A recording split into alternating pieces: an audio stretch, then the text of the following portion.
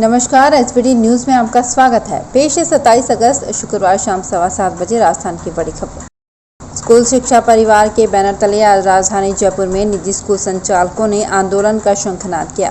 निजी स्कूल संचालकों का कहना है कि जब तक सरकार की ओर से लिखित में आश्वासन नहीं दिया जाता है तो हम सब लोग भूखे प्यासे यहीं बैठे रहेंगे। 11 सूत्रीय मांगों को लेकर आज जयपुर में प्रदेश भर से निजी स्कूल संगठन अपनी मांगों को मनवाने के लिए जयपुर पहुंचे। इनके आंदोलन में साझा नेतृत्व के रूप में राज्यसभा सांसद किरोड़ी लाल मीणा को भी शामिल किया गया। राजस्थान अध्यापक पात्रता परीक्षा यानी कि रीट के आयोजन को लेकर बोर्ड की ओर से तैयारियां की जा रही है।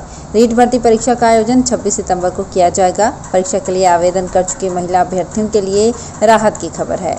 राजस्थान माध्यमिक शिक्षा बोर्ड महिला उम्मीदवारों को परीक्षा केंद्र उनके गृह जिले में ही आवंटित करने की तैयारी कर रहा है। परीक्षा के लिए महिला उम्मीदवारों को अन्य जिलों में नहीं जाना पड़ेगा। राज्य सरकार के यूडीएच मंत्री व कांग्रेस के वरिष्ठ नेता शांति धारीवाल ने सचिन पायलट व अशोक गहलोत की कंट्रोवर्सी को लेकर दो टूक जवाब दिया।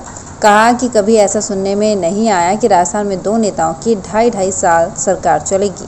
प्रदेश में किसी तरह के बदलाव की जरूरत ही नहीं है। किस बात का बदलाव होगा?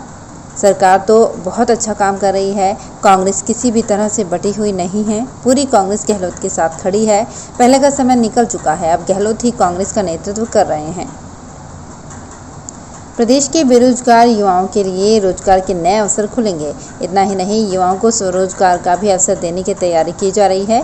इसके लिए प्रदेश सरकार ने पूरा खाका तैयार कर लिया है। साथ ही मुख्यमंत्री ने जरूरी निर्देश भी दे दिए हैं। मुख्यमंत्री अशोक गहलोत ने बाड़मेर रिफाइनरी परियोजना के तहत केयर्न एनर्जी की ओर से विकसित स्किल डेवलपमेंट सेंटर सहित क्षेत्र में उपलब्ध प्रशिक्षण संस्थानों के जरिए युवाओं को कौशल प्रशिक्षण देने के निर्देश दिए। कोरोना काल में अब तक उदयपुर के महाराणा प्रताप एयरपोर्ट ने कई उतार चढ़ाव देखे हैं। यहां पर कई बार उड़ानों का संचालन बंद हुआ तो कई बार फिर से शुरू हो गया। अब जैसे जैसे कोरोना संक्रमण से शहर मुक्त होता नजर आ रहा है, वैसे वैसे कई एयरलाइंस भी लेक सिटी से पुनः उड़ानें शुरू करने में लगी हैं।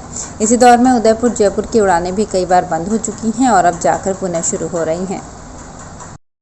कोरोना संक्रमण की दूसरी लहर की थमती रफ्तार के बीच उच्च शिक्षण संस्थानों को खोलने को लेकर मुख्यमंत्री अशोक गहलोत ने मंत्री समूह की ओर से प्रदेश के शैक्षणिक संस्थानों में अध्ययन और अध्यापन गतिविधियां शुरू करने के लिए सिफारिशों को मंजूरी दे दी। मंजूरी मिलने के बाद गृह विभाग ने गाइडलाइन जारी कर दी। उच्च शिक्षा संस्थानों को लेकर सरकार ने दिशा निर्देश जारी किए। सरकार ने कक्षा 9 से 12 तक के विद्यार्थियों के लिए स्कूल, सभी सरकारी और निजी विश्वविद्यालय और कॉलेज व कोचिंग सेंटर को 1 सितंबर से सशर्त खोलने की अनुमति दे दी। राजस्थान में गैर तकनीकी पदों पर भर्ती के लिए कॉमन एलिजिबिलिटी टेस्ट लागू किया गया है, लेकिन इसे लेकर अभी तक कार्मिक विभाग ने कोई स्पष्ट गाइडलाइन जारी नहीं की है।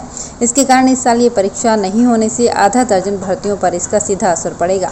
परीक्षा में किए गए प्रावधानों के अनुसार 3 साल के लिए इस पात्रता की वैधता होगी। ऐसे में एक बार परीक्षा देने के बाद उन नंबरों के आधार पर नौकरी के लिए आवेदन किया जा सकेगा। कोरोना संक्रमण के कारण बदहाल हुए जोधपुर टूरिज्म को रामदेवरा जाने वाले यात्रियों ने बूस्टर डोज दे दिया है। बाबा रामदेव जाने वाले यात्रियों के कारण जोधपुर शहर की टूरिज्म स्पॉट पर 13 दिनों में 6 गुना पर्यटक बढ़ गए हैं। सबसे ज़्यादा पर्यटक जोधपुर के मेहरानगढ़ फोर्ट में पहुंच रहे हैं।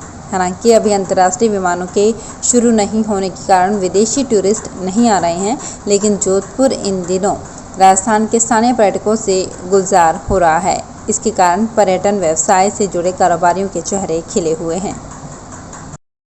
मोक्ष के लिए जोधपुर के सैकड़ों लोग अस्थियां लेकर रोजाना हरिद्वार की यात्रा करते हैं, लेकिन गत 6 महीनों से मोक्ष नगरी तक रोडवेज बसों के पहिए नहीं पहुंच रहे हैं। नतीजा, रोजाना दोगुना किराया देकर आवाम को निजी बसों में यात्रा करके जेब कटवानी पड़ रही है। जोधपुर के रोडवेज डिपो की ओर से सालों से जोधपुर हरिद्वार के बीच बसों का संचालन होता रहा है।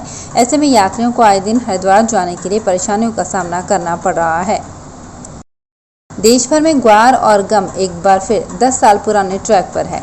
मानसून की बेरुखी के कारण ग्वार और गम दोनों के ही भाव बढ़ रहे हैं। वहीं वायदा कारोबार में तेजी के कारण ग्वार गम में 2 से 3 दिन तेजी के बाद ग्वार में गिरावट भी आई है। उछाल आया है और भाव 10,000 रुपये प्रति क्विंटल के पार पहुंच गए।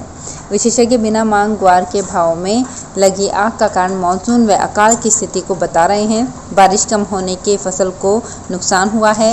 इस बार ग्वार के 30 से 35 लाख बोरी उत्पादन का अनुमान है, जो पिछले वर्ष की तुलना में कम है।